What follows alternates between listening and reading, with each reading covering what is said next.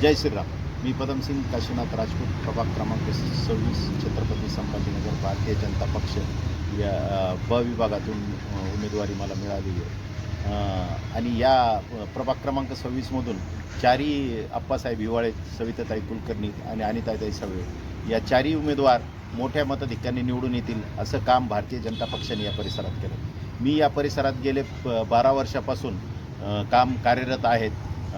Beed bypass road झाला, Beed bypass रोडचं आंदोलन झालं, त्याच्यानंतर ड्रेनेज लाईन झाले, त्याच्यानंतर इथं परिसरामध्ये जी पण सेंट्रलमधून आणि स्टेटमधून जे पण अनुदान मिळालं त्यातून ही कामं झालेली आहेत. आणि भविष्यात इथं आत्तापर्यंत रोड ड्रेनेज पूर्वी काहीच नव्हतं, आतापर्यंत रोड आणि ड्रेनेजची बरीचशी कामं झालेली आहेत. आणि इथून पुढं सुद्धा आता सगळ्यात महत्त्वाचा टप्पा राहिलेला तर दोन ते तीन महिन्यामध्ये लोकांपर्यंत पाणी पोहोचणार आहे. आणि हा प्रभाग जो आहे मूलभूत गरजा तर आपण पूर्ण करणारच आहे, परंतु एक आदर्श आणि हरित असा प्रभाग करण्याचा आपला पुढं संकल्प राहणार आहेत.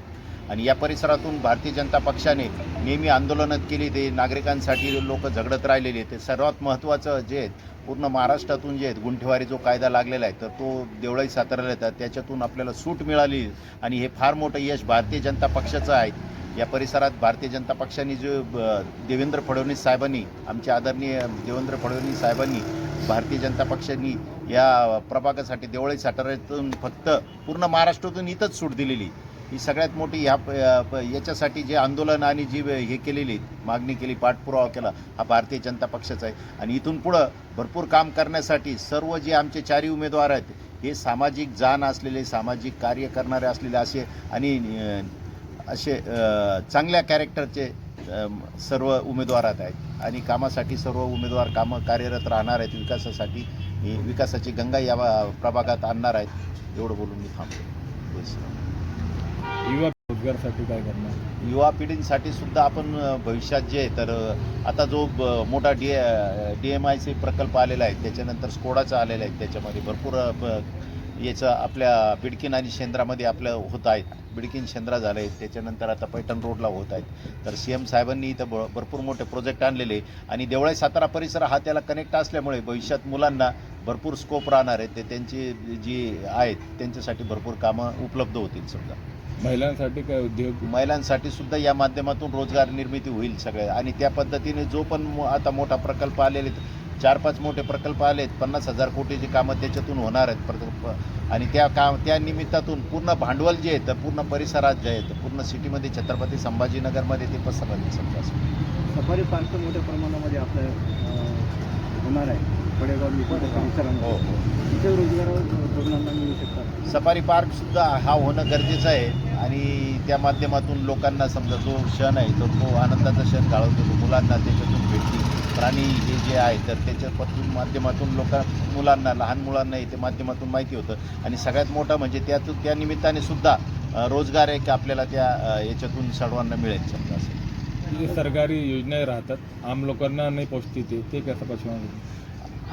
पूर्वीच्या योजना ज्या आहेत आम लोकांपर्यंत पोहोचत नव्हत्या, परंतु आता डायरेक्ट CM साहेबांनी आणि मोदी साहेबांनी असं काम केलेलं आहे का प्रत्येक जी पण योजना असली, काही असले, जे पण फंड्स असले तर ते डायरेक्ट आता कोणी मध्यस्थी नाही, डायरेक्ट मतदारापर्यंत, नागरिकापर्यंत पोहोचत आहेत. त्याचा नागरिकांना आता आम्ही जेव्हा नागरिकांना भेटी देत आहेत तर त्यामध्ये लोक स्वतःच सांगत आहेत का मध्ये कोणीही मध्यस्थी नाही आणि डायरेक्ट लोकांपर्यंत योजना आणि फंड्स मिळत आहेत.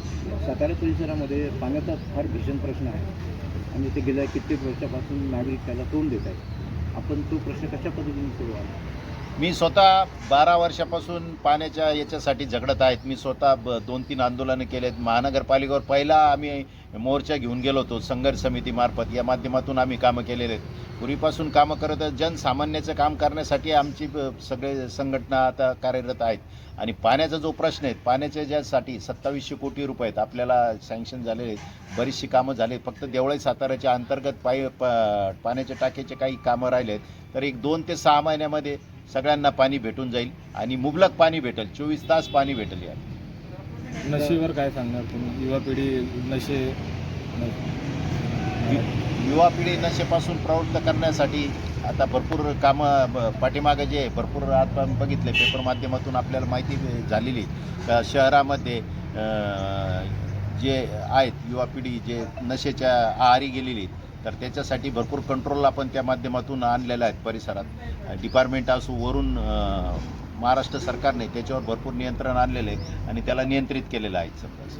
लाडक्या परंतु बहिणी- तरी पण मी मुलांना सांगतो का नशेखोरीच्या आहारी न जाता आपला परिवार आपल्या आईवडिलांचा विचार करून चांगले कार्य करावे आणि होतकरू बनावे. लाडक्या बहिणी योजनेचा आपल्याला फायदा होईल. लाडक्या बहीण योजनेचा फायदा तर सर्वांना होणारच आहे, त्याच्याबद्दल नाही. परंतु त्यापासून बरेचसे महिला सक्षम झालेल्या आहेत, कार्यरत आहेत आणि यासाठी हे अनुदान चालू केलेलं आहे. भ्रष्टाचारवर काय नीती आहे तुमची? भ्रष्टाचार तर थांबला पाहिजे. भ्रष्टाचार आणि आता भ्रष्टाचार बराच कमी झाला आहे. जो पूर्वीच्या काळात 15-20 वर्षापूर्वी जो भ्रष्टाचार होत होता तो त्याच्यातले कमीत कमी 100 रुपये जर दिले तर 80 रुपयाचा भ्रष्टाचारच होत होता. 20 रुपयेपर्यंत पोहोचत होते.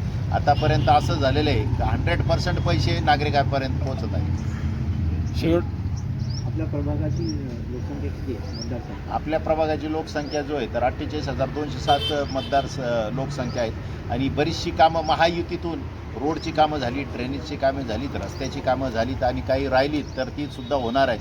फक्त आता याच्यामध्ये जो आहे तर नवीन जो भाग आपल्याकडं याच्यामध्ये आलेला आहे राजनगर मुकुंदनगर त्या परिसरात आपले आमदार अनुराधाताई चव्हाण या कार्यरत आहेत आणि त्यांनी भरपूर फंडिंग मिळून तिकडं सुद्धा कार्य चालू आहे आणि इथून पुढं सुद्धा तो भाग जो आहे विकसित करण्यासाठी सर्व 4 नगरसेवक कार्यरत राहतील. तुम्ही निवडून आले तर फर्स्ट काम काय करणार?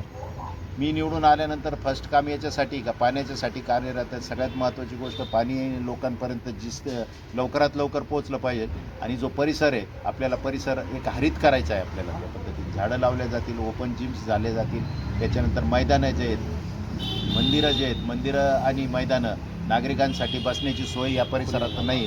खुली जागा जी आहे तर त्याला आपण डेव्हलप करणारे विकसित करणारे. तुमचे परिसर लोकांना काय आवाहन करणार?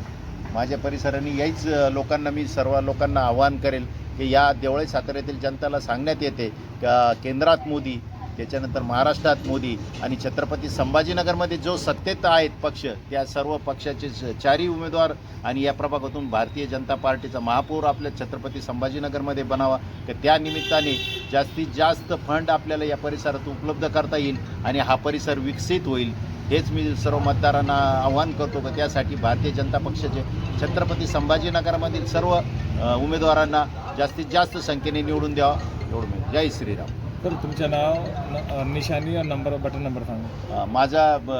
माझं नाव पदमसिंग काशीनाथ राजपूत, प्रभाग क्रमांक 26.